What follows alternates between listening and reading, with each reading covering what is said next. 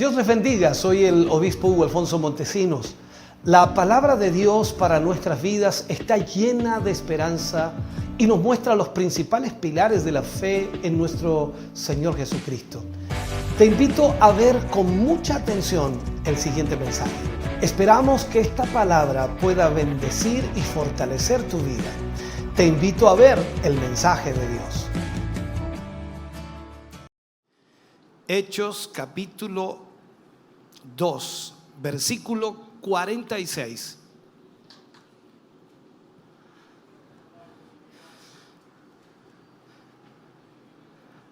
Leeremos la palabra del Señor y lo hacemos en el nombre de nuestro Señor Jesucristo.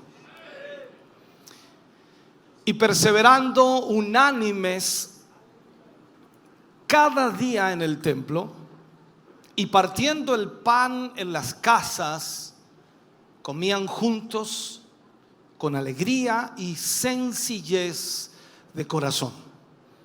Vuelvo a leerlo. Y perseveraban unánimes cada día en el templo. ¿Dónde estamos aquí? Y partiendo el pan en las casas, comían juntos con alegría, con sencillez y sencillez de corazón. Oremos al Señor. Padre, en el nombre de Jesús vamos ante su presencia, dando muchas gracias, Señor, porque en esta tarde, Señor, podemos tener tu palabra en nuestra vida.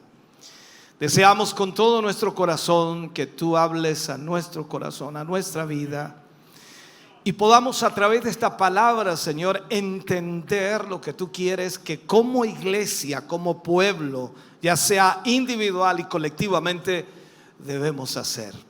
Yo te pido, ayúdanos, guíanos, dirígenos, Señor. Pon palabras en nuestros labios que puedan llevar entendimiento, comprensión, que puedan llevar, Dios mío, la dirección adecuada para que hoy seamos todos bendecidos.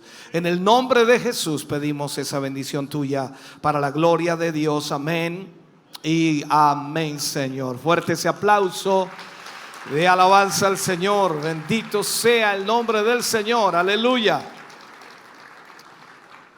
Gloria a Dios. Vamos a hablar y usar como título, por supuesto, hoy, perseverando unánimes. Perseverando unánimes. Estamos celebrando nuestro aniversario número 29. 29 años, imagínense cómo han pasado rápidamente. El eslogan de nuestro aniversario es unánimes, compartiendo el mismo propósito. Creo que es fundamental poder tener algo claro en nuestra vida cuando adoramos a Dios, cuando servimos al Señor.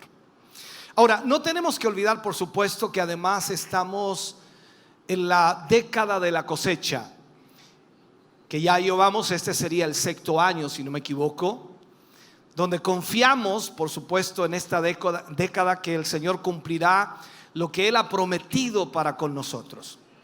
Dios nos ha prometido que Él salvará a muchas personas, Él salvará a miles de personas y las reunirá junto a nosotros para que juntos adoremos y exaltemos el nombre del Señor.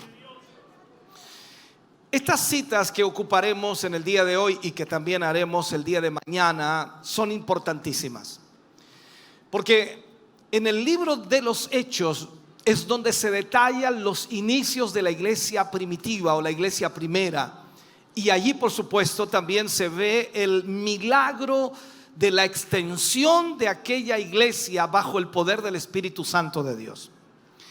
La cita inicia marcando la frase perseveraban unánimes. Perseveraban unánimes. La palabra perseverando quiere decir ser constante hasta conseguir lo que se propone. Ser constantes hasta conseguir lo que se propone.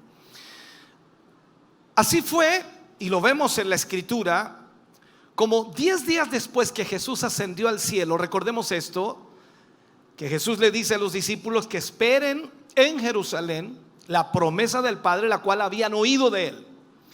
Y 10 días después, estos discípulos, que por supuesto vieron ascender a Jesús al cielo, ellos recibieron el Espíritu Santo que se derramó sobre sus vidas en el aposento alto. 120 personas que eran seguidores de Cristo, que habían esperado y que habían orado y que habían sido perseverantes al esperar 10 días la promesa del Señor. Yo no sé cuánto tiempo lleva usted esperando. Ahora usted me dirá, yo llevo 1 año, 2 años, 3 años. Pero estos hombres y mujeres esperaron 10 días seguidos. 24 horas del día estaban allí en el aposento alto. No se movieron de ese lugar hasta que recibieron la promesa del Padre. Es como decir, hermano querido, de aquí a 10 días no nos movemos de aquí. Y ya usted inmediatamente dice, perdone, yo mañana tengo que hacer, el lunes tengo que trabajar, el martes también. Y ya comenzamos a irnos. Esta es la realidad. Ahora, mirando la historia, dice la escritura que eran los mismos discípulos que pocos días antes habían temblado de temor y de terror por ser identificados con Jesús. Para poner un ejemplo, una cita, Marcos capítulo 14, versículo 30 y 31, habla allí y le dijo, Jesús hablando a Pedro, y le dijo, de cierto te digo que tú hoy, en esta noche, antes que el gallo haya cantado 2 veces, me negarás 3 veces. Y Pedro responde, dice, más él con mayor insistencia decía, si me fuere necesario morir contigo, no te negaré. Y también todos decían lo mismo. O sea, todos los discípulos estaban en ese momento dispuestos a enfrentar aún la muerte por causa de Cristo. Pero todos sabemos que huyeron y lo dejaron solo. Entonces la pregunta que nos hacemos aquí es, ¿qué hizo que estos hombres que arrancaron por miedo a morir, de repente fueran empoderados, por decirlo así, para proclamar con un denuedo extraordinario el evangelio del Mesías, el mensaje de salvación, ese Jesús resucitado, confirmando por supuesto el mensaje con señales, con prodigios? ¿Qué pasó en ellos? ¿Qué sucedió en las vidas de ellos? Entonces, cuando vamos al libro de Hechos, en el capítulo 2, versículo 37 al 43, vemos la respuesta. Dice, al oír esto, se compungieron de corazón y dijeron a Pedro y a los otros apóstoles, varones, hermanos, ¿qué haremos? Pedro les dijo, arrepentíos y bautícese cada uno de vosotros en el nombre de Jesucristo para perdón de los pecados y recibiréis el don del Espíritu Santo. Porque para vosotros es la promesa, hablándole a esa gente que estaba allí, y para vuestros hijos. Mira, la promesa para ellos y para los hijos de ellos y para todos los que están lejos. Ahí parece que nos está tocando. Y para cuantos el Señor nuestro Dios llamare. Y ahí aparezco yo y usted.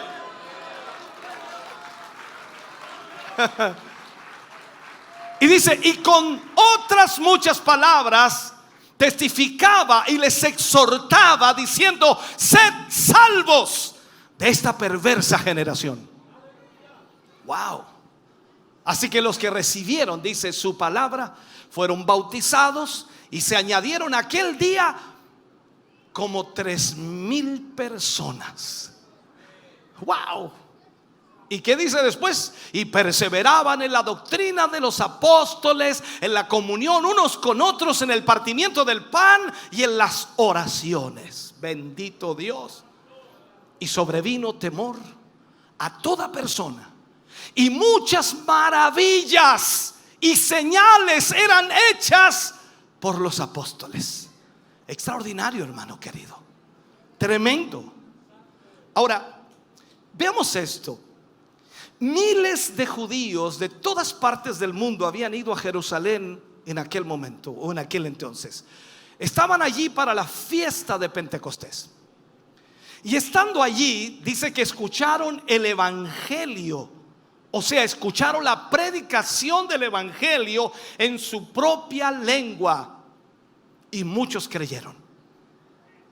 Aquellos fueron salvados, fueron bautizados, y dice la escritura que muchos fueron añadidos a la iglesia en ese día. 3,000 personas. Imagínate, hermano, pegarte una prédica y se convierte en 3,000. Ya con eso no predicáis más, po. Con 3,000, ¿para qué más? ¿O no, pastor? ¿Para qué más? Con una prédica 3,000, ya para qué predicar más, dice. Pero entienda esto, por favor. Aquellos que fueron salvos fueron añadidos a la iglesia, y dice que todos los días eran añadidas personas a la iglesia. Entonces, cuando se desató la persecución, porque hubo persecución contra la iglesia, los creyentes comenzaron a ser dispersados por todos lados. ¿Y qué sucedió? Llevaban consigo el mensaje del evangelio, llevaban consigo la palabra de Dios, y la iglesia, en vez de extinguirse, se extendía rápidamente en todos los lugares conocidos de la tierra. O sea, mientras más esparcidos eran los que eran perseguidos, más el evangelio crecía, más el evangelio alcanzaba, más el evangelio tocaba a miles de personas fuera de Jerusalén. Entonces, el comienzo de la iglesia involucró a los judíos en Jerusalén primero. Sin embargo, vemos aquí, la iglesia pronto se extendió a otros grupos de personas. Recordemos algo, en el libro de Hechos, en el capítulo 8, aparece la historia de los samaritanos que fueron evangelizados por Felipe. En Hechos capítulo 10 aparece, por supuesto, que Dios dio una visión a Pedro, que le ayudó a Pedro a entender, a comprender que el mensaje de salvación no era tan solo para los judíos, también era para otras personas. Y lógicamente el mensaje estaba disponible a todo aquel que creyera. Así que se convirtió, usted sabe, Cornelio, el centurión romano, y toda su casa, toda su familia se convirtieron al Señor a través del mensaje de Pedro. Luego vemos en Hechos capítulo 8 la salvación del etíope eunuco, cuando Felipe le predicó y luego lo bautizó. Y este etíope llevó el mensaje del evangelio a Etiopía. Oh, Dios. Así que ni te preocupes, no importa de dónde vengas, si te salvas hoy, vas a llevar el mensaje de Jesucristo a donde vives. Eso es maravilloso. Ahora, escúchame bien. Vemos también en el libro de Hechos capítulo 9, cuando habla del llamado milagroso a Pablo en el camino a Damasco. Cuando Jesús se le aparece a Pablo en esa luz tremenda. O sea, vemos allí entonces que a través de la conversión de Pablo, el Señor preparó el escenario para una mayor difusión o proclamación del evangelio a los gentiles. Las palabras proféticas de Jesús a Pedro, y recordemos eso, antes de la crucifixión, han demostrado ser ciertas. ¿Cuáles fueron las palabras que le dijo? Las puertas del Hades, las puertas del infierno no prevalecerán contra mi iglesia. ¿Por qué digo que se hicieron ciertas? Porque a pesar de la persecución que hubo contra la iglesia, que se suponía que iba a destruir a la iglesia, iba a detener a la iglesia, iba a frenar a la iglesia, a pesar de esa persecución, a pesar de toda esa lucha contra ella, la iglesia crecía más fuerte, la iglesia crecía más poderosa, y la iglesia se extendía mucho más aún. O sea, la iglesia que Jesús inició continuó creciendo día a día, y seguirá creciendo, y lo digo así, seguirá creciendo hasta que Él venga por nosotros, y estaremos unidos para poder recibir al Señor. Porque dice la escritura que nosotros, la iglesia de Jesucristo, no sé si usted, pero yo y usted debemos creerlo, dice que la iglesia de Jesucristo es la esposa del Cordero, y Jesús vendrá a buscar a su iglesia, que es la esposa. Por lo tanto, usted y yo estamos esperando ese momento. Me encantan las palabras de Jesús cuando habla allí en el libro de Juan capítulo 14, versículo 1 al 3, y habla, dice: no se turbe vuestro corazón, creéis en Dios, cree también en mí. En la casa de mi Padre muchas moradas hay. Si así no fuera, dice, yo os lo hubiera dicho. Voy pues a preparar lugar para vosotros. Y si me fuere, dice Jesús, y os prepararé lugar, mira qué lindo, vendré otra vez y os tomaré a mí mismo, para que donde yo estoy, vosotros también estéis. Así que esta promesa, hermano querido, es extraordinaria para ti y para mí. Jesús viene pronto a buscarte. Jesús viene pronto a buscar a su iglesia. Sabe, hermano, es maravilloso darse el tiempo para leer y escudriñar el capítulo 2 del libro de los Hechos.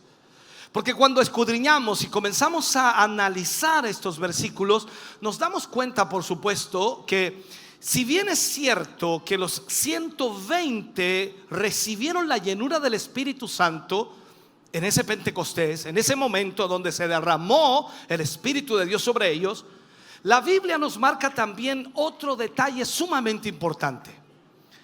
Primero, que ellos estaban unánimes esperando al Espíritu Santo. Estaban unánimes esperando al Espíritu Santo. ¿Cuál era el propósito de estar en ese aposento alto? Recibir la llenura del Espíritu Santo. ¿Cuál era el propósito de estar 10 días allí? Ellos no sabían cuántos días sería, pero estaban allí. ¿Cuál era el propósito? Ser llenos del Espíritu Santo. Estaban unánimes. Ahora, podemos decir que esta experiencia fue tremendamente posible y fue una realidad gracias a la unión de la iglesia primitiva. Y es lo que también, por supuesto, puede pasar en nuestra congregación. No sé si lo entiendes lo que te estoy diciendo. O sea, lo mismo que pasó con la iglesia primitiva en ese día de Pentecostés puede pasar con nosotros. Y escucha bien lo que te estoy diciendo. Esta noche puede suceder también aquí. Si nos unimos en un mismo sentir, vamos a ver cómo el Espíritu Santo de Dios descenderá y usted y yo, aleluya, podremos recibir el mismo poder sobrenatural, aleluya, que nuestros primeros hermanos recibieron.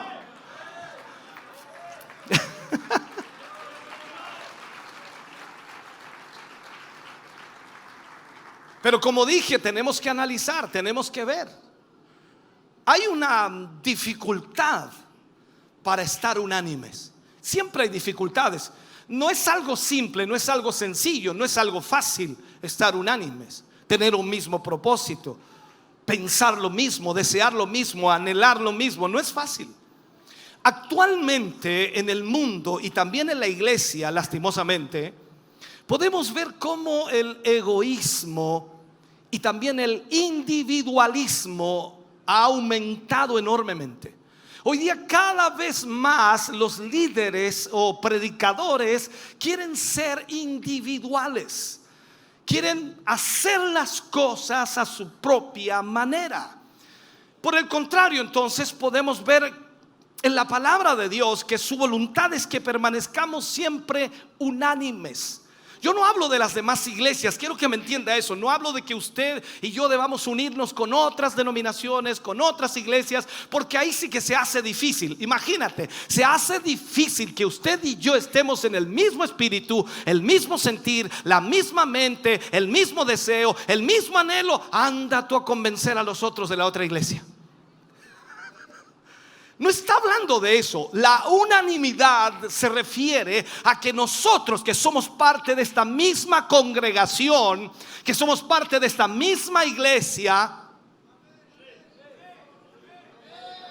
que somos parte de este mismo pueblo, tenemos que llegar a la unanimidad. O sea, tenemos que estar unidos, unánimes, pensando exactamente lo mismo.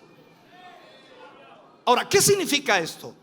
Unánimes viene del griego homotumadón. Se lo voy a explicar. Es una palabra compuesta. Humus significa mismo y tumos significa mente. O sea, esto quiere decir que debemos tener una misma mente. ¿Qué está pensando usted ahora? No me lo diga. Ese es nuestro problema. A veces estamos aquí presentes en cuerpo, pero no en espíritu. Deja la puerta tranquila, deja el auto si no le va a pasar nada, deja ya, deja, si el perro no comió ni te preocupes.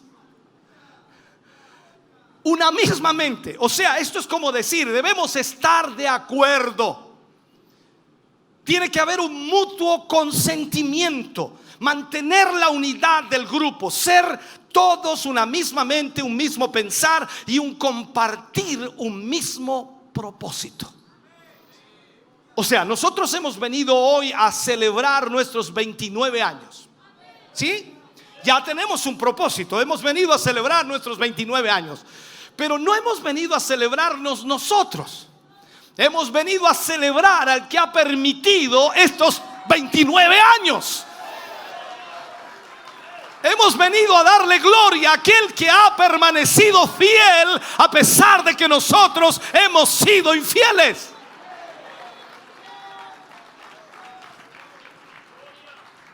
Entonces lo que vemos en el libro de los Hechos es que los discípulos tenían unanimidad o unidad intelectual, tenían armonía emocional, tenían una sola voluntad, y la iglesia, por supuesto, estaba fundada en ello.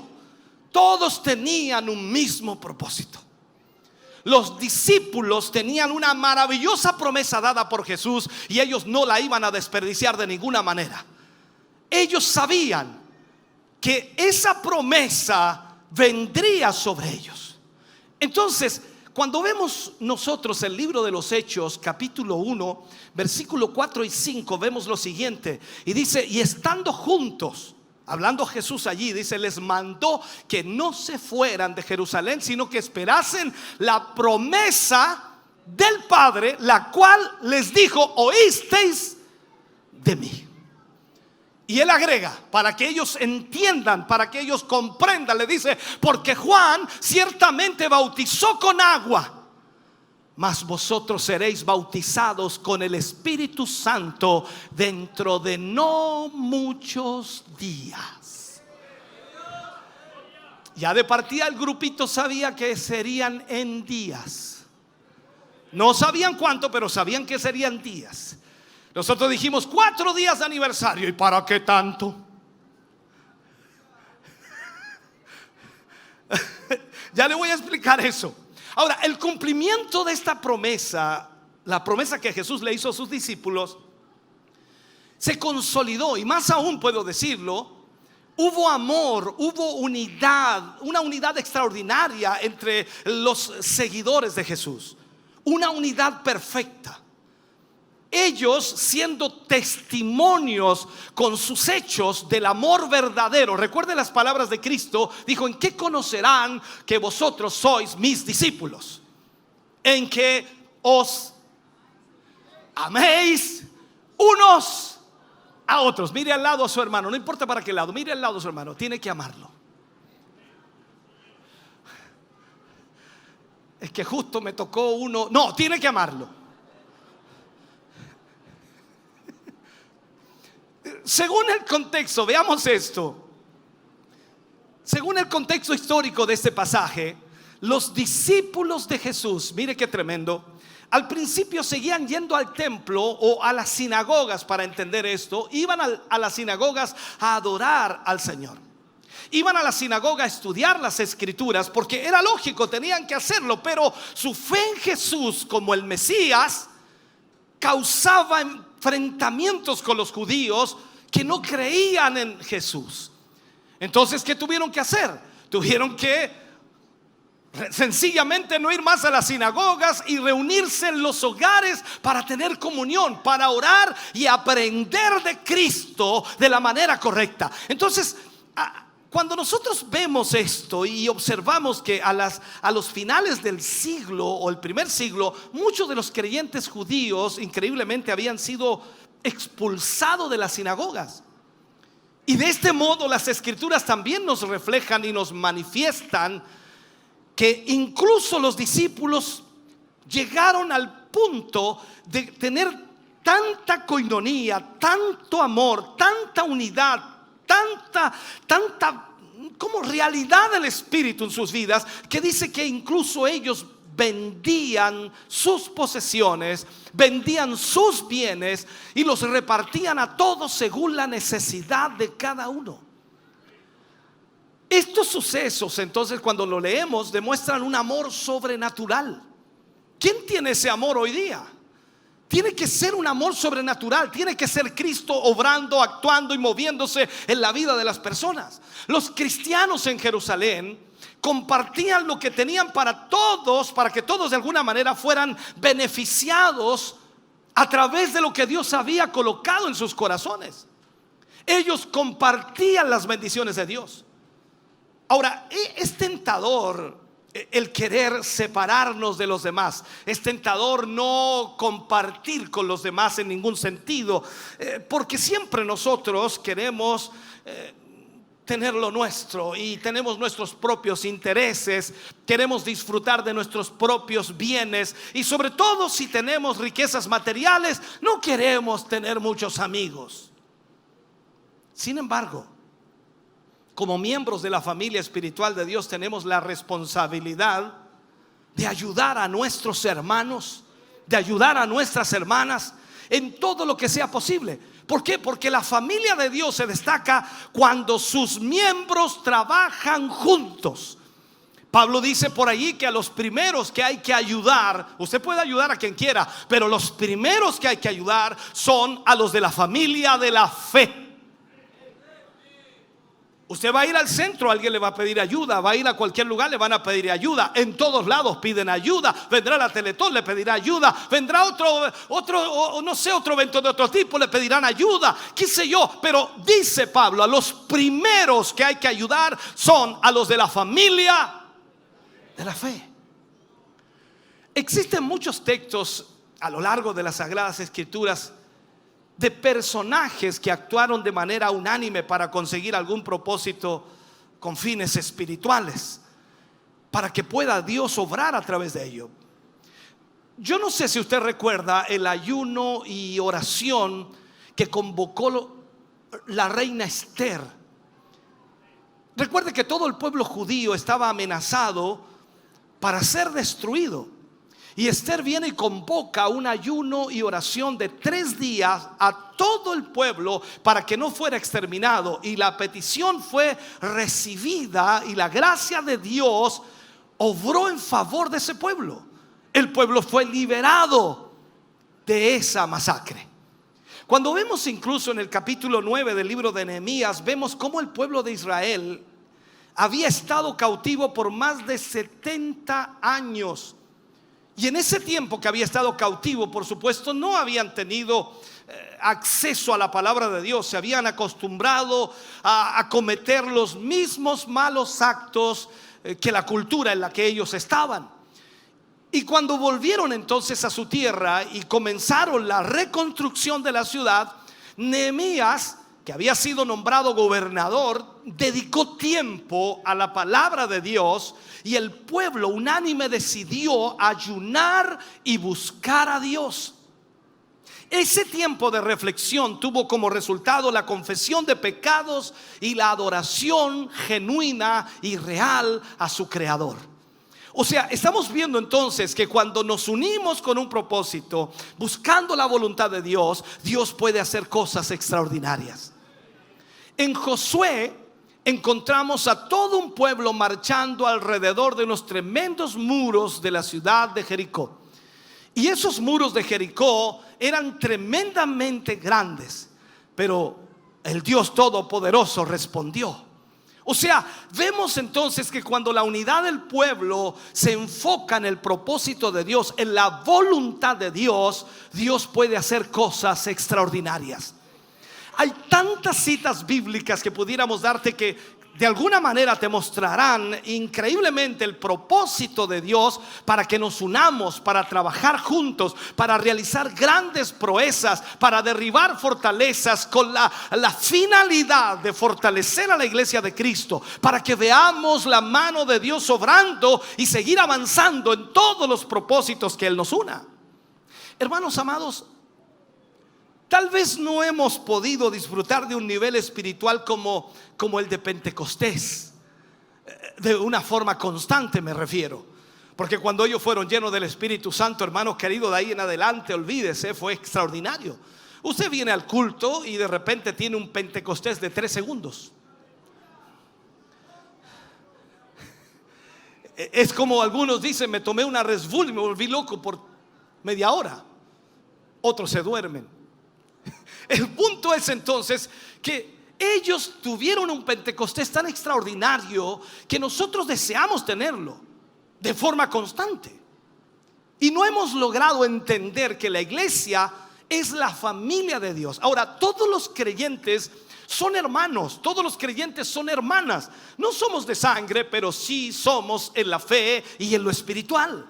Somos de un mismo Padre que nos engendró, que nos salvó, que nos rescató, que nos redimió, que nos hizo aceptos. Y más aún, por si le queda alguna duda, dice que todos aquellos que recibieron a Jesucristo, Dios les dio autoridad de ser llamados hijos de Dios. Por lo tanto, tú y yo somos hijos de Dios y somos hermanos en Cristo Jesús.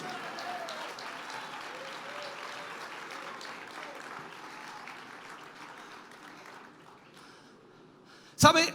Es Dios quien hasta el día de hoy ha sostenido esta obra. Comenzamos por allá por el año 93. Año 93. Dios ha sostenido esta obra. Pero creo sin lugar a duda que el Señor quiere llevarnos a un nivel espiritual mucho mayor. Sé que de forma individual, cuando buscamos al Señor, y creo que usted busca al Señor, Él nos llena con su presencia. Pero yo no te hablo de algo esporádico ni pasajero. Te hablo de algo que perdure en el tiempo, de algo que se mantenga en el tiempo, que no tiene nada que ver con su estado de ánimo ni con el estado de ánimo mío, que tiene que ver totalmente con la presencia de Dios, el poder de Dios. Es como decir, Dios quiere darnos el poder de Dios para que el gozo no se termine, para que el gozo no se acabe. Esto es como decir, ¿cuántos tienen gozo? Alegría es fácil, ¿no? Alegría, claro que sí. Usted tiene alegría cuando le compran una Coca-Cola. Usted tiene alegría cuando le dan un regalo. Usted tiene alegría cuando le pagan. Usted tiene alegría cuando compra lo que quiere. Eso es alegría, se acaba cuando se rompe. Todo eso termina allí. Pero cuando hablamos de gozo, el gozo es algo que permanece a pesar de la circunstancia. Y cada uno de nosotros que formamos parte del cuerpo de Cristo debemos entender que somos solo un cuerpo. Y si el Señor derrama gozo sobre esta iglesia, significa que todos nos vamos a gozar. Entendamos esto. Uno de ustedes es el brazo. ¿Quién quiere ser el brazo? Por ahí hay brazos, qué bueno. Otro es, bueno, pongamos el brazo derecho allá, brazo izquierdo acá, allá, ok. Otro puede ser un ojo, ojo derecho, ojo izquierdo. Mire qué lindo. Y usted dice, pero estamos súper separados. Pero increíblemente Pablo hace una alusión del cuerpo de Cristo, que es como el cuerpo humano. Y todos nos necesitamos. Estamos unidos por el mismo Espíritu Santo. Y esto es así, hermano. Somos llamados a tener una misma mente, un mismo corazón, y a vernos unos a otros como una parte de nosotros mismos que necesitamos. O sea, mi hermano y mi hermana es una parte de mí que yo necesito. Su hermano y su hermana es una parte de usted que usted necesita. Así como necesito mis uñas, así como necesito mis dedos, así como necesito mi piel, así de igual manera yo necesito a mis hermanos para poder hacer la obra de Dios. Y Dios nos ha diseñado de esta manera. En su sabiduría, Dios ha creado a la iglesia no meramente como un grupo de personas reunidas simplemente para cumplir ciertas cosas, sino como un cuerpo, como una familia, que de alguna manera se ayuda mutuamente según la sabiduría y la gracia que Dios nos da. Ahora, entendamos esto. Dice la escritura que nosotros somos como una nación cuyo arquitecto y constructor es Dios.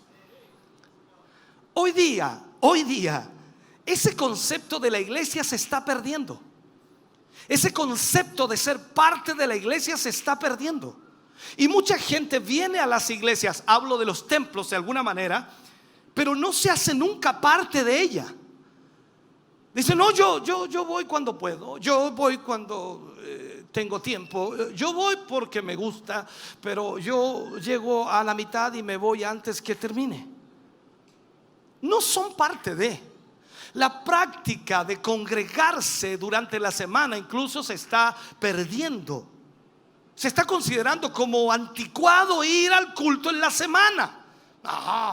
No pierdas tiempo, anda el fin de semana solamente. ¿Me está escuchando lo que digo? No baje el ánimo ya.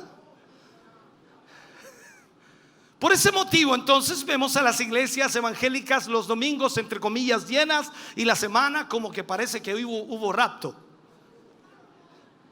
Ahora, ¿sabes por qué no vienes a la iglesia en la semana? Para colocar un ejemplo, para que entendamos. ¿Sabes por qué no vienes?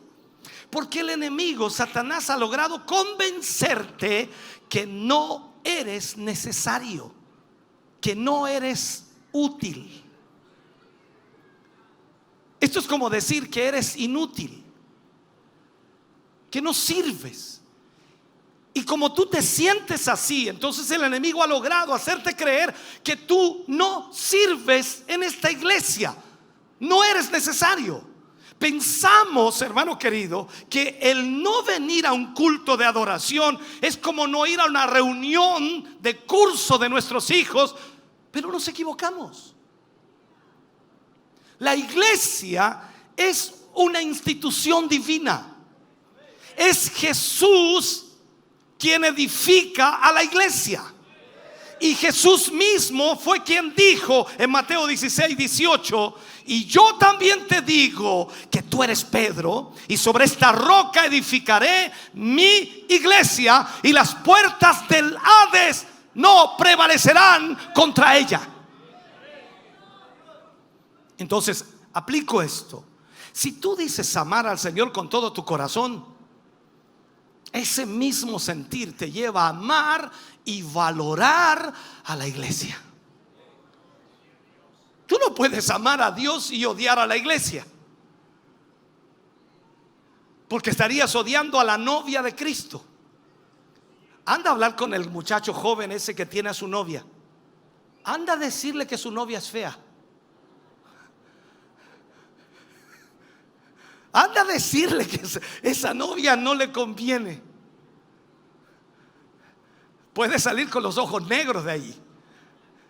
O sea, no puedes tú, hermano querido, pensar que amas a Cristo y no puedes amar a su iglesia. No la valoras.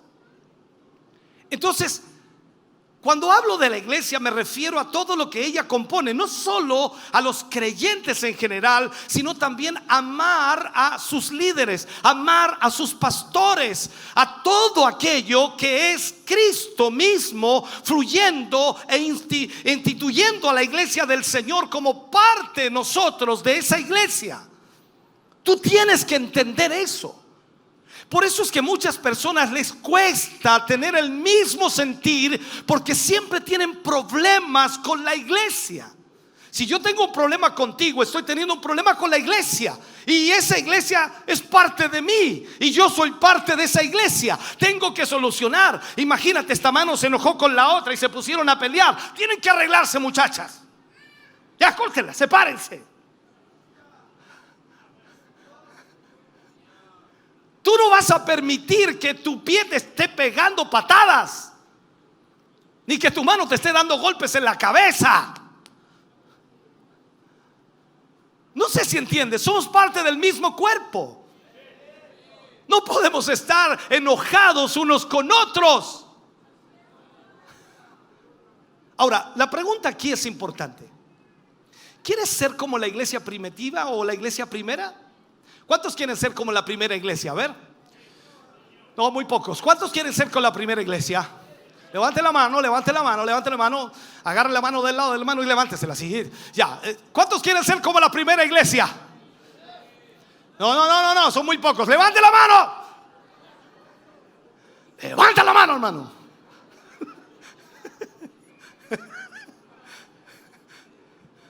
Entonces, para ser como la primera iglesia, tenemos que mirar las características que esta iglesia tenía.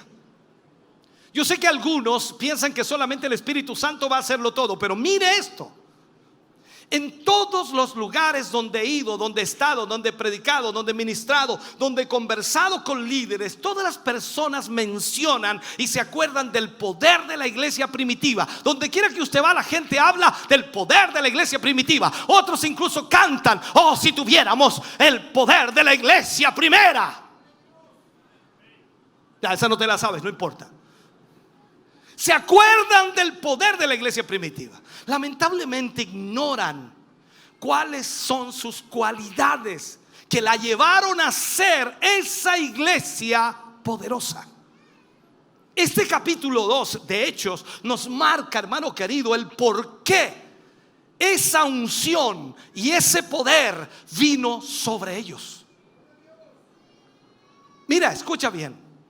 Lo primero que destaqué, y lo dije al principio, que nos damos cuenta que el Espíritu Santo vino cuando esa iglesia estaba unánime. O sea, el Espíritu Santo vendrá cuando estemos unánimes. Hace mucho tiempo atrás en una prédica dije y recordé cuando estuve en las iglesias muy pequeño. Y recuerdo en una oportunidad a un predicador decir: hermanos, vamos a orar por los enfermos, y yo quiero pedirles humildemente que los que no creen salgan un momento afuera y nosotros vamos a orar y después entran. Yo como niño dije: qué raro. Y salieron unos hermanos, unas hermanas también. Una señora cahuinera también salió. La conocía, por eso yo salió. No creía. Y oraron y los enfermos se sanaron.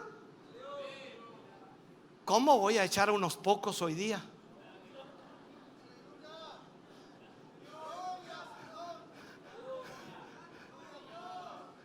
Capaz que me quede con 4, 5, 6, 7, 10, 20, 40, 50. Por eso decía: levanta la mano, porque por lo menos saber que algunos van a quedar, ¿no?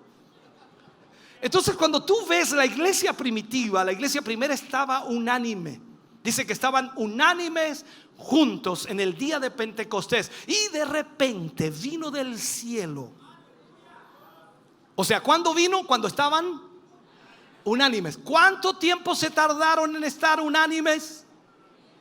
10 días. Lleva ahí media hora, 2 horas, 3 horas. Y qué unánimes.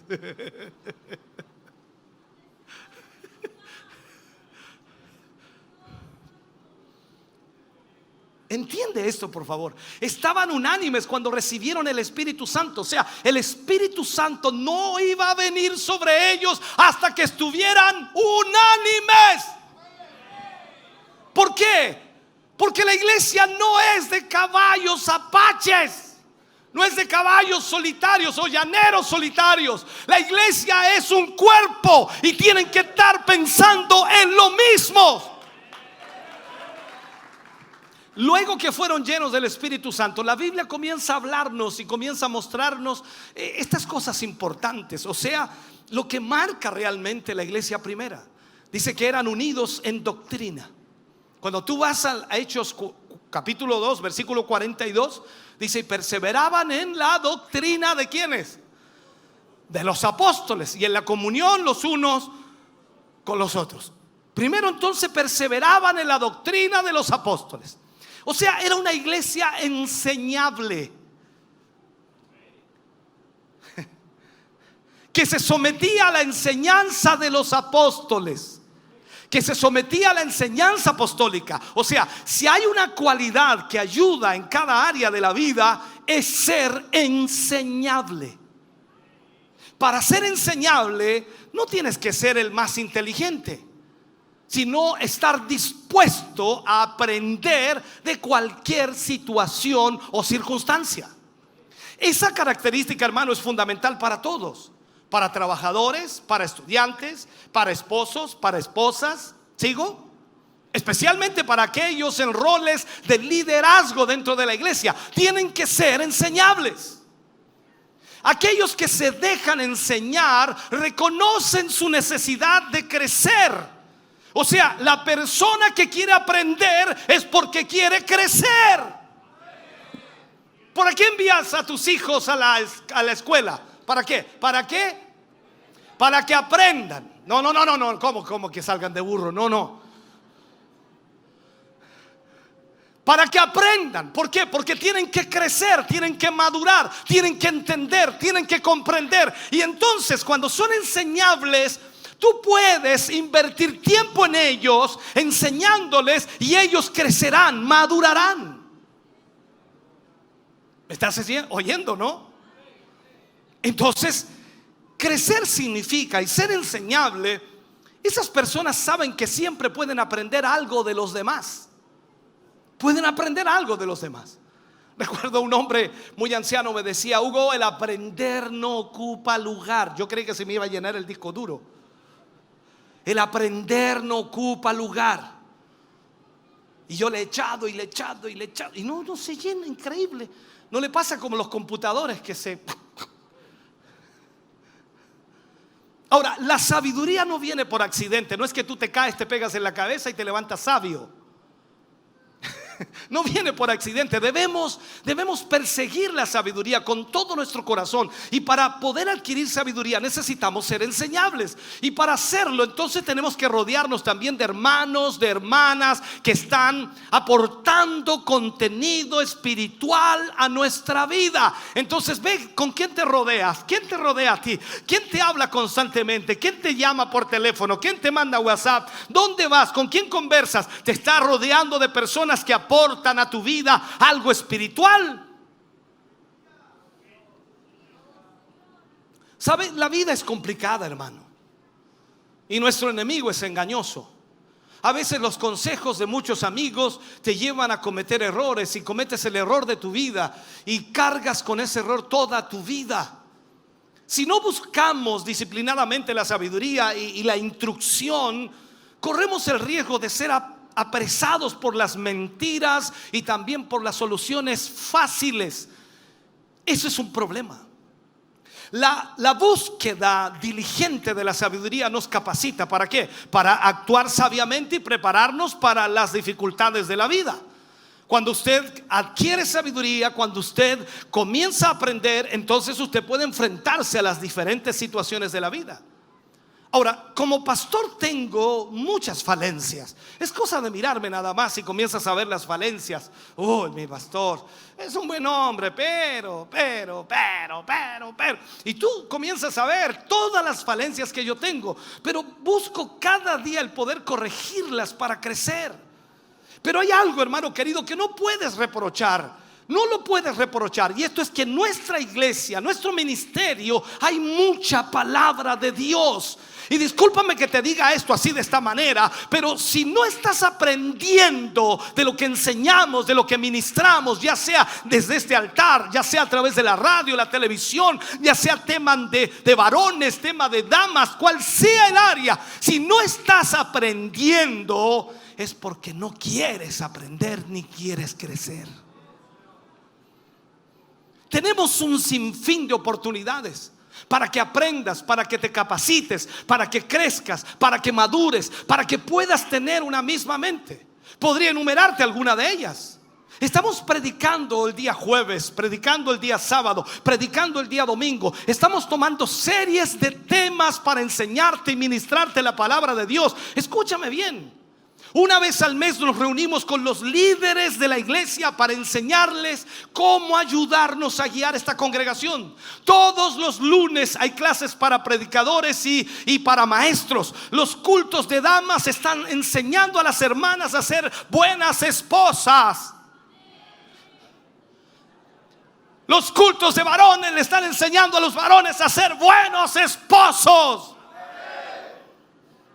Los jóvenes, las señoritas, los adolescentes están recibiendo instrucción de acuerdo a sus edades. Los niños, seminarios de matrimonios, en fin, podría hablarte de todo eso, hermano mío.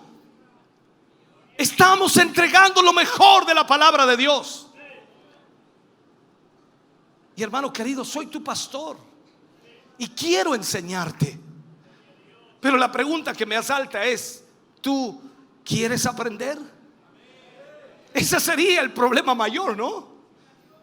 Porque si tú quieres aprender, tenemos todo para que aprendas. Entonces ahí es donde necesitamos, ¿qué cosa? Pedir un corazón humilde.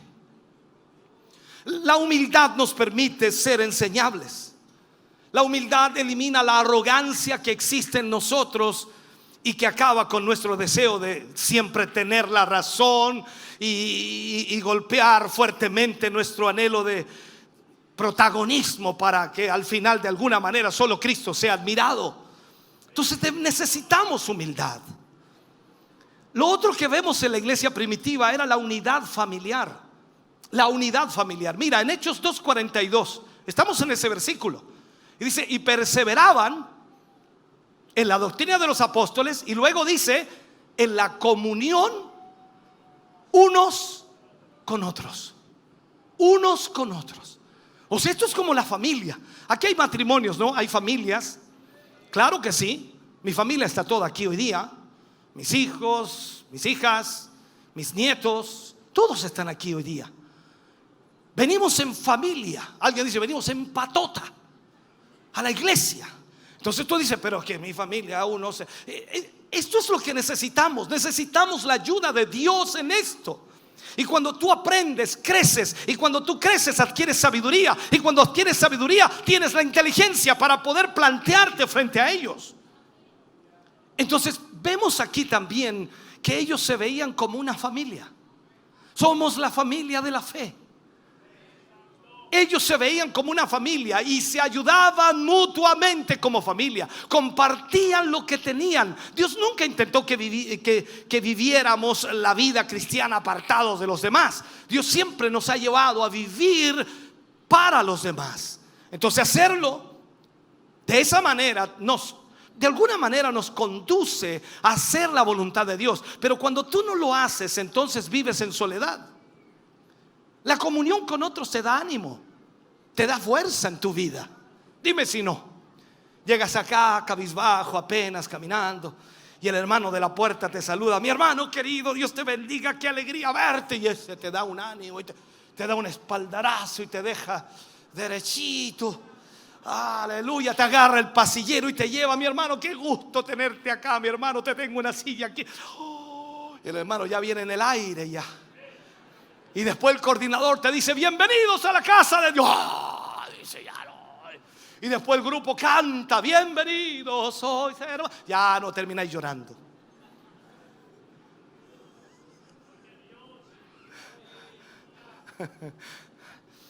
Necesitamos a los demás. Un hijo de Dios necesita a otros hijos de Dios.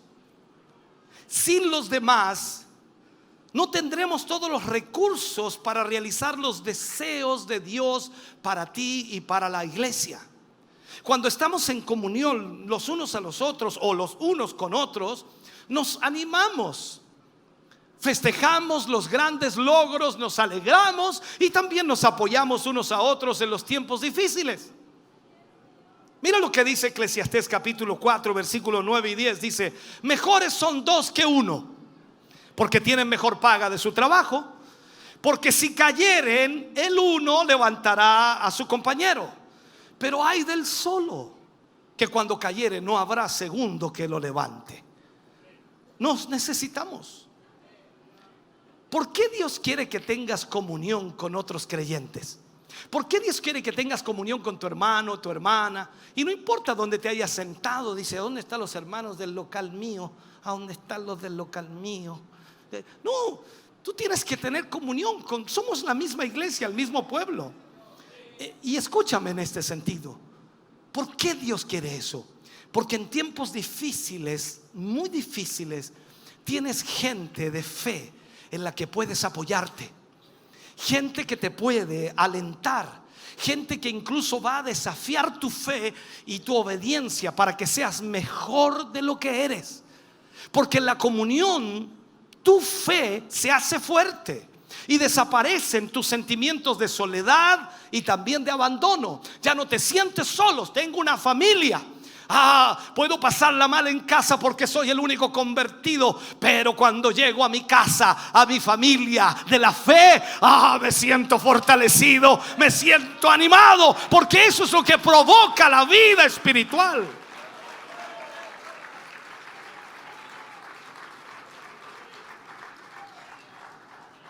Ahora, cada uno de nosotros ocupa un lugar de privilegio en el cuerpo de Cristo. Y cada uno también tiene algo de bendición para aportar y compartir. Todos tenemos algo. Los máximos logros los conseguimos cuando permanecimos unidos con un propósito en común. Eso es lo que debemos hacer. Lo otro que se nota allí en este versículo es que hay unidad en la adoración. Perseveraban, dice, en la doctrina de los apóstoles. ¿Qué dice? Y en el partimiento del pan y en las oraciones. Hechos 2:42 es lo que estamos viendo. Entonces perseveraban en la doctrina de los apóstoles. Ya vimos lo otro. Y en el partimiento del pan y en las oraciones. ¿Sabes? El partimiento del pan se refiere a la celebración de la Santa Cena. Representa la adoración a Dios. Y había unidad de adoración. Todos los creyentes participaban de la Santa Cena y la adoración a Dios. Ellos estaban unidos en las actividades de la iglesia, a eso se refiere. Perseveraban en las oraciones, o sea, oraban como iglesia. No dice perseveraban en la oración, es singular. No lo dice así, sino dice en las oraciones, en plural. Toda la sección trata de la unidad de la iglesia. Cuando tú lees estos versículos te das cuenta que todo está allí. La unidad de la iglesia, la unidad de la iglesia, la unidad de la iglesia, la unidad de la iglesia. Si la iglesia se une, Dios se mueve. Si la iglesia se une, Dios derrama su poder. Si la iglesia se une, los milagros ocurren. Si la iglesia se une, los enfermos son sanados. Si la iglesia se une, las almas son salvadas. Si la iglesia se une, todo puede ocurrir.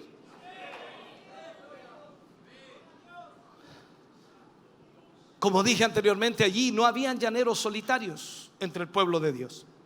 No había creyentes desvinculados de la adoración a Dios. No había creyentes que eran sus propios maestros, sino estaban totalmente sujetos a la autoridad de los apóstoles. Así que como los días de la iglesia primitiva, hoy debemos nosotros seguir su ejemplo desde lo cotidiano, como por ejemplo partir el pan con alegría, con sencillez de corazón. Y quizás un mandamiento fácil de seguir, ¿no? A simple vista.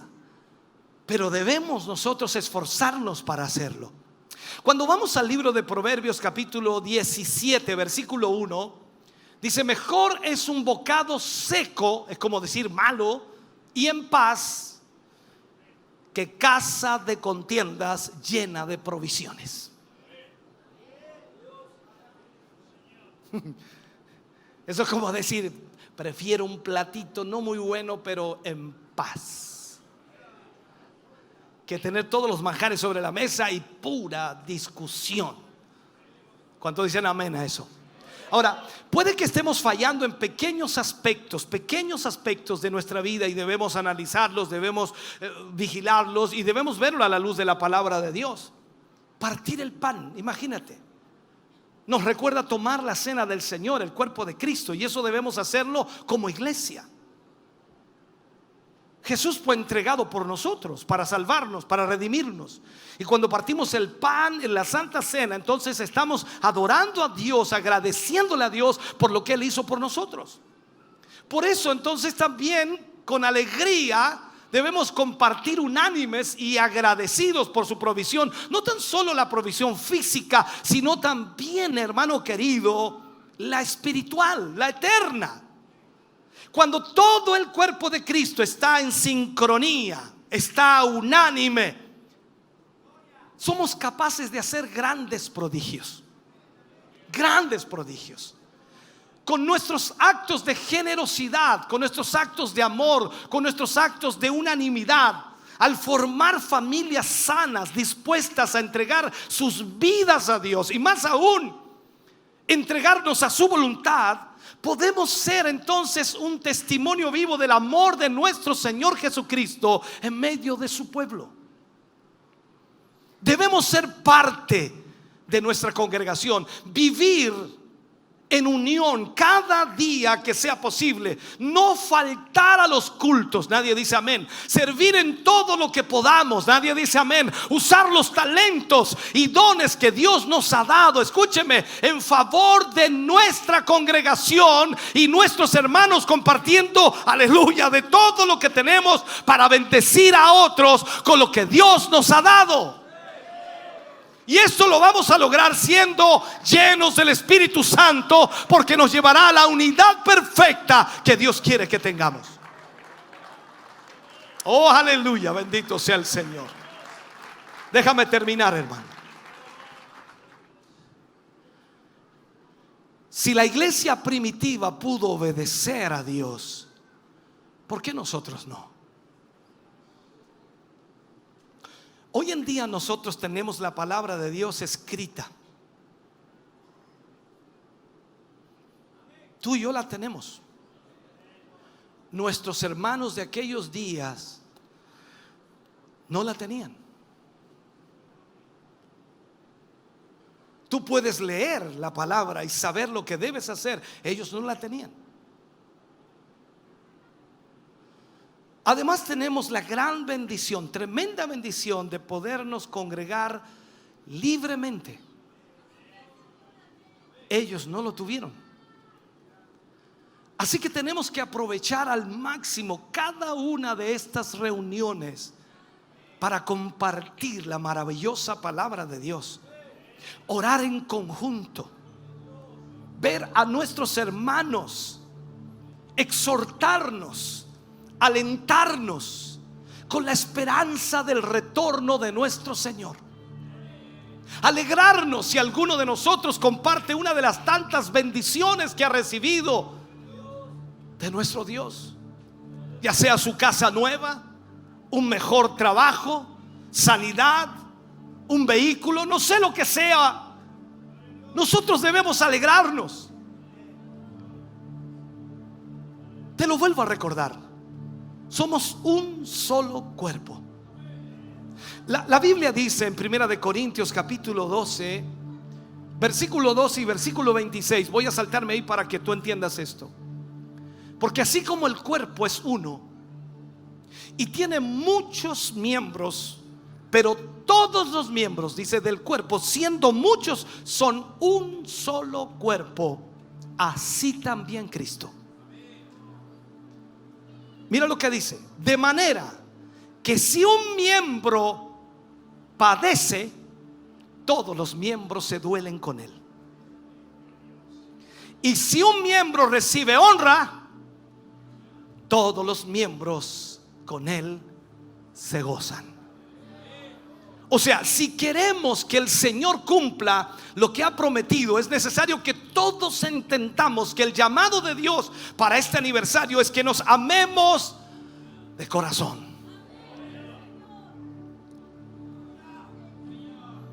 Solo eso nos puede llevar a estar unánimes.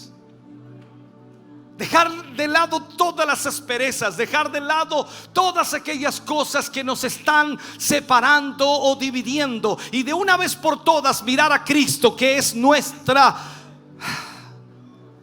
cabeza.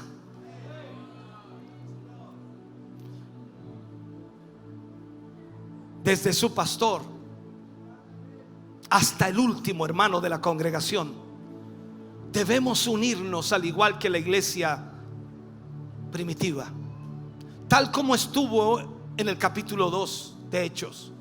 Y de seguro ellos podían decir libremente: esta es mi iglesia, esta es mi familia, esta es mi casa, este es mi pueblo y estos son mis hermanos.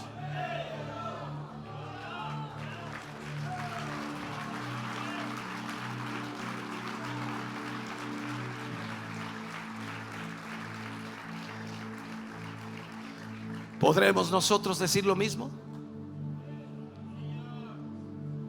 Hoy en esta primera parte del tema hemos querido mostrar a través de la palabra de Dios que las bases de la iglesia primera no fueron las danzas, no fueron las lenguas, no fueron los gritos ni nada de eso.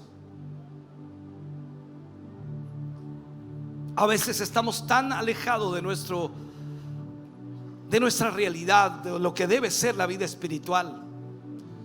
Y qué alejado está nuestro pensamiento cuando pensamos así, que Pentecostés es danza, lenguas, gritos.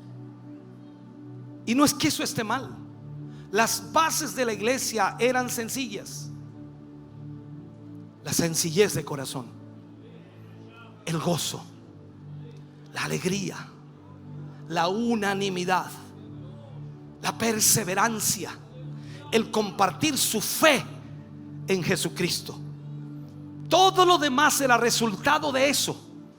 No te digo que no danzarás, es el resultado de lo primero. Eran creyentes que vivían en coinonía, en comunión, en comunidad, en hermandad, en unidad.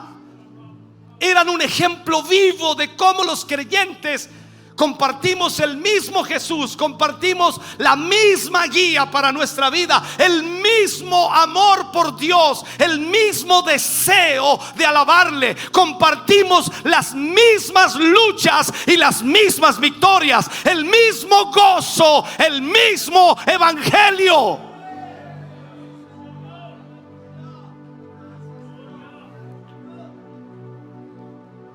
Todo lo demás será parte de lo que Dios hará después de que su iglesia haga lo primero. Cuando tú lees el libro de los Hechos en el capítulo 2, y sé que lo primero que buscas es el día de Pentecostés. Cuando alguien quiere predicar del libro de los Hechos, día de Pentecostés, avivamiento, llenura. Y es la realidad de la iglesia.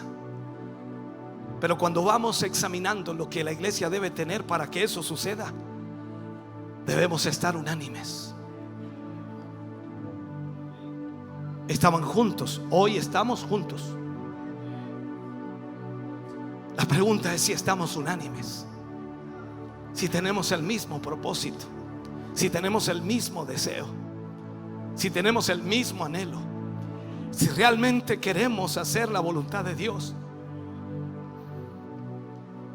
Cuando eso suceda, todo lo demás vendrá como consecuencia de estar unánimes. Él llenará tu vida del Espíritu Santo y todo cambiará en ti. Ya no verás a tu hermano como lo ves ahora. Lo verás con amor. Lo mirarás con aprecio, porque sabes que ese hermano costó la sangre de Jesús. Porque sabes que esa hermana costó la sangre de Jesús. Y pase lo que pase y haga lo que haga, tú seguirás amándole, porque Él costó el precio más grande, que es la sangre de nuestro Salvador.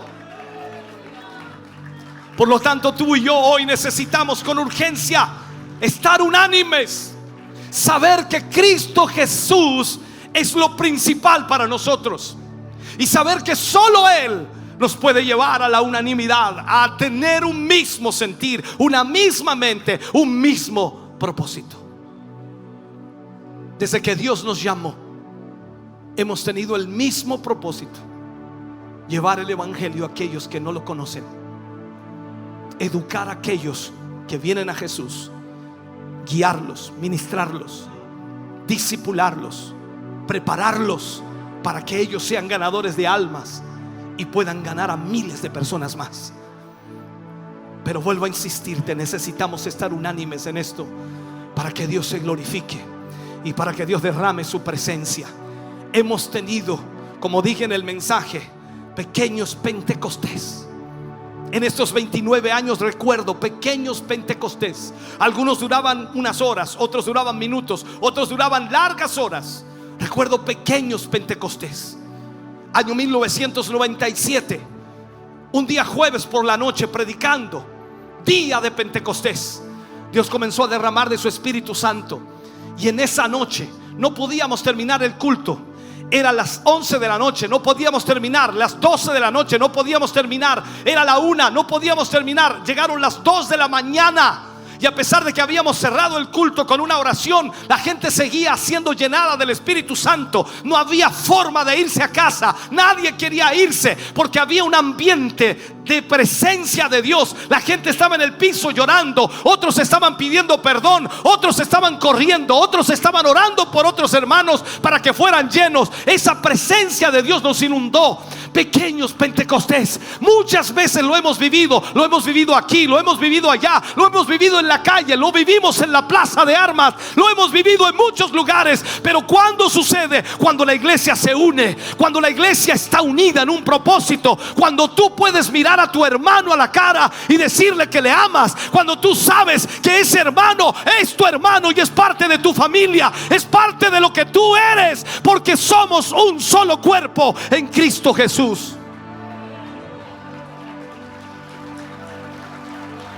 Ponte de pie, iglesia, por favor, ponte de pie.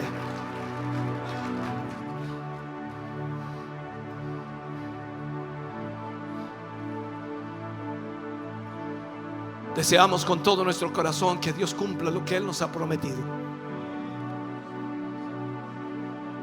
Y tal como los discípulos subieron al aposento alto para esperar la promesa, ellos sabían que dentro de no muchos días ese Espíritu Santo vendría sobre ellos. ¿Sabes? Quiero profetizarte.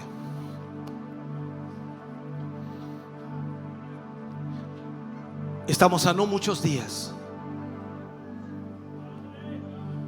de que el Señor cumpla su promesa con este ministerio.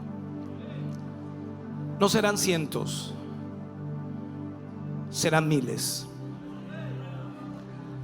Llegué aquí por la tarde, no sé si fueron las 3 o 4 de la tarde, no recuerdo. Y me encontré con el tecladista en el pasillo. Y le dije: hermano, ¿sabes lo que siento? Que vamos a tener que empezar a hacer 2 cultos el domingo,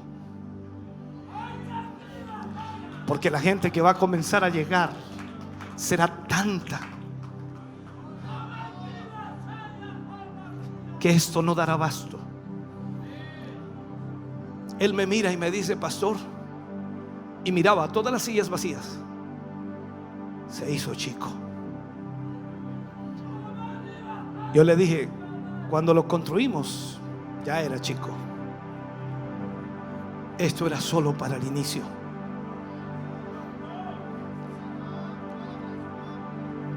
$15 metros más allá construiremos uno para 10,000 personas.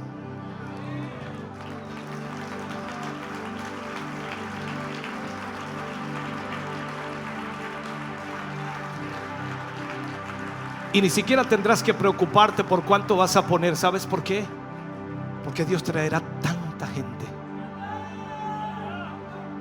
que estoy seguro que tú me vas a pedir a mí: pastor, ya pues déjeme ofrendar, ya pues déjeme dar algo a mí también. Yo también quiero ir a trabajar un día, yo también quiero darle un día al Señor. Hermano, te estoy diciendo lo que sentí ahí.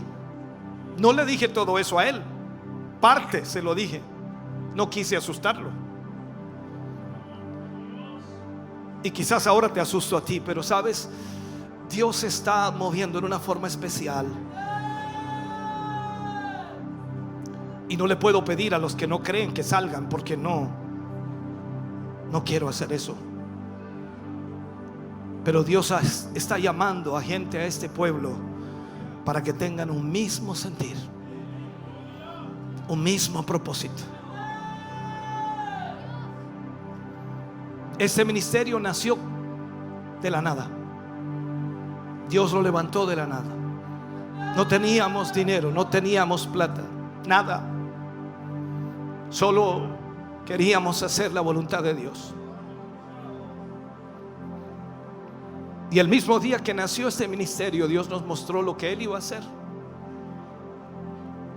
Han pasado 29 años y Dios ha ido cumpliendo cada promesa de Él. Pero aún faltan promesas por cumplir.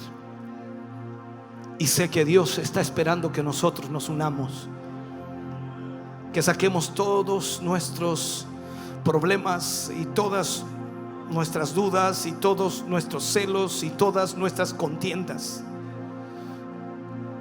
Los historiadores dicen que en el aposento alto se reunieron como 500 personas que fueron a esperar el derramamiento del Espíritu Santo. 500 personas que fueron quizás con el deseo de ser llenos, pero no todos permanecieron allí.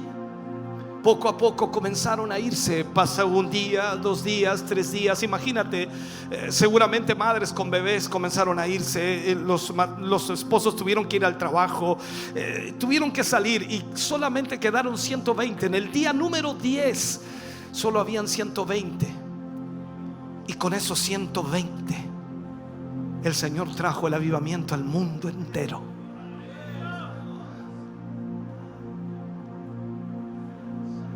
Me encantaría que fueras de esos.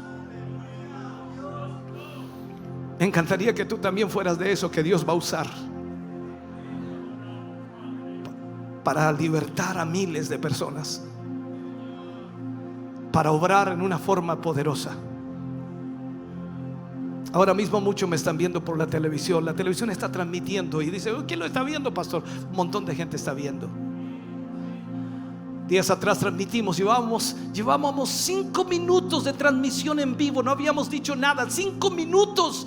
Y en las redes sociales explota y la gente en Chillán comenzó a escribir, gente de radio, gente de otros medios de comunicación. Por fin llegó la televisión digital a Chillán. No eran cristianos y ellos estaban poniendo la fotografía en las redes sociales. ¿Por qué? Porque Dios va a hacer algo extraordinario.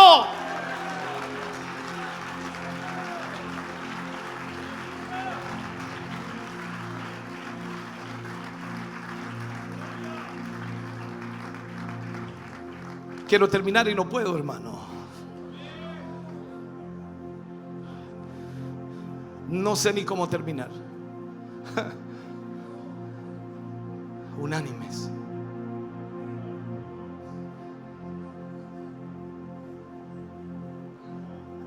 Estaban en el aposento alto, unánimes, juntos. Y cuando eso se logró, esto me refleja lo que pasó con Ezequiel en ese valle de huesos secos. ¿Te recuerdas? Ezequiel vio los huesos y estaban desparramados en la tierra, y muchos huesos, cadáveres, no estaban juntos. Y Dios le dice a Ezequiel: profetiza. Dile al Espíritu que venga de los 4 vientos de la tierra y sople sobre estos huesos y vivirán. ¿Ves algo imposible? Dile al Espíritu Santo que sople. Dice que Ezequiel, cuando Dios le pregunta: Ezequiel, ¿vivirán estos huesos? Solo tú, Señor, lo sabes. Y dice que de repente vino el Espíritu de Dios y sopló allí y comenzó a juntarse cada hueso con su hueso. No me preguntes cómo sabía la tibia que tenía que juntarse con el pie. No me preguntes cómo lo hizo. No tengo la menor idea. Pero el Espíritu Santo sabe hacerlo muy bien. Tú puedes decir: no, es que yo con ese hermano nunca voy a tener afinidad, pastor. Es que con esa hermana yo nunca voy a tener afinidad. Es que no nos llevamos bien. Y la verdad es que nunca voy a poder tolerarlo o pasarlo. Dile al Espíritu Santo que sople.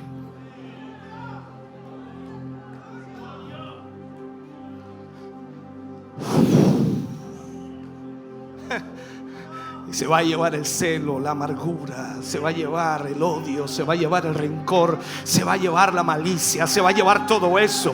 Deja que el Espíritu Santo de Dios sople allí y que elimine todo aquello para que realmente veamos la gloria de Dios. Dios se está moviendo.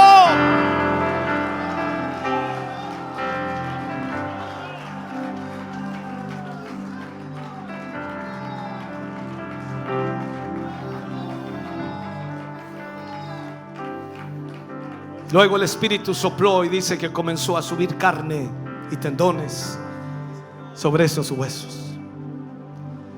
Y de pronto Ezequiel mira y dice: vi como un gran ejército, pero no tenían vida. Y tuvo que pedir de nuevo al Espíritu que viniera.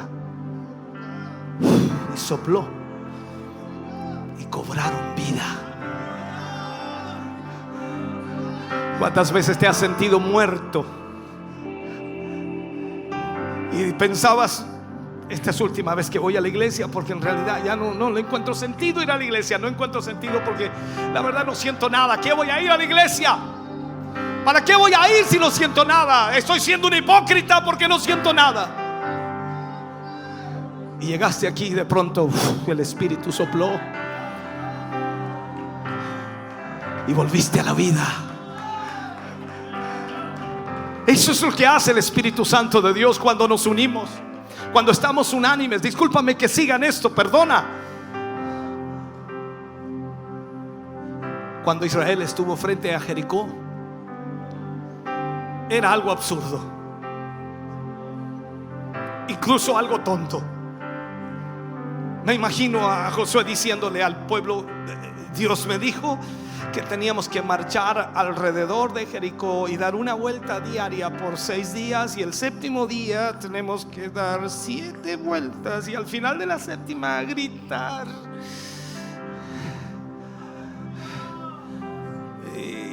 Y claro, tú eres inteligente, ¿no? Te consideras inteligente si escuchas a tu pastor decir eso. Pobre pastor, algo le está pasando. Pregúntele a la pastora qué le pasó al pastor. Hay que orar por él, se rayó. Josué, imagínate. Y Josué le dice al pueblo: tenemos que marchar y dar 7 vueltas el último día. Y ahí estaba el pueblo, solo caminando y dando vueltas por la gran ciudad de Jericó, sin hacer nada. Un día, 2 días. ¿Dónde te habrías ido? ¿Tercer día? ¿Cuarto día? Ya no sigo más. ¿Para qué? Quinto, ya córtenla. No, está loco, está loco. Y te vas gritando: ya está loco. Quinto día, ¿cómo no se va a dar cuenta que se rayó? Sexto día, y el último día todo el pueblo salió nuevamente y tuvo que dar 7 vueltas. Y en la última vuelta se pararon todos frente a la gran muralla y gritaron, tocaron trompetas. Y cuando lo estaban haciendo en el propósito de Dios, los muros cayeron.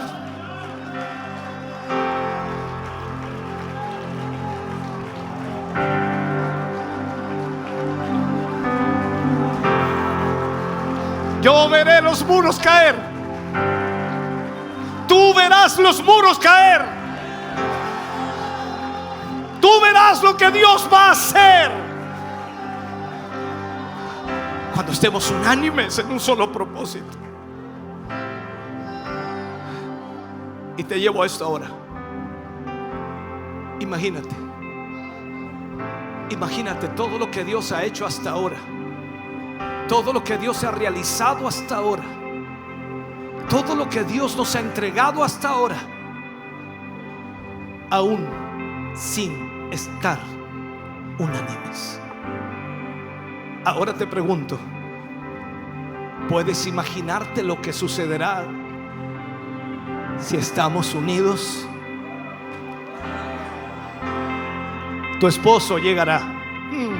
Tu esposa llegará. Tus hijos llegarán. Tu familia llegará.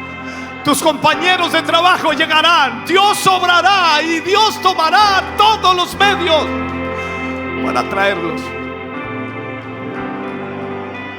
Porque no hay nada imposible para Dios. Unámonos en esta noche. Unámonos en esta noche. Estamos contentos de que hayas visto y escuchado este mensaje. Creo con todo mi corazón que Dios le ha bendecido. Quiero invitarles a suscribirse a mis redes sociales, donde tenemos contenido que le ayudará a alimentar su vida espiritual.